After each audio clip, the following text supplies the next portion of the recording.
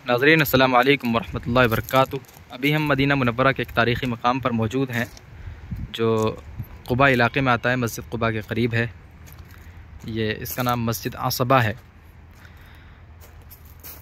अल्लाह के रसूल सल्लल्लाहु अलैहि वसल्लम ने इस मकाम पर नमाज अदा फरमाई है और हुज़ूर अलैहिस्सलातु वस्सलाम की मदीना आमद से क़ब्ल सहाबाए किराम यहाँ पर नमाज अदा करते थे।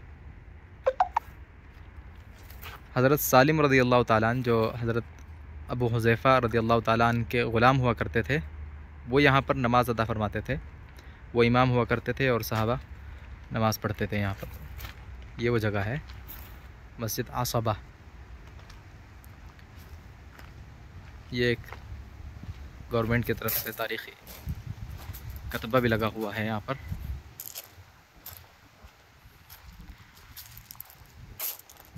कबीला औस में से बनु जहजबा हैं, जहजबा हैं या क्या हैं,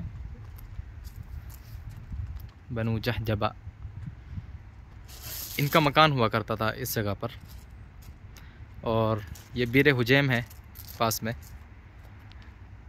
डॉक्टर आइद अल-क़रनी हफ़िज़हुल्लाह ने इसके ताल्लुक़ से लिखा है कि हज़रत उमर रज़ियल्लाहु ताला अन्हु ने जब हिजरत फरमाई थी तो यहाँ से पानी भी पिया था। आज भी इसके अंदर पानी आता है अल्हम्दुलिल्लाह।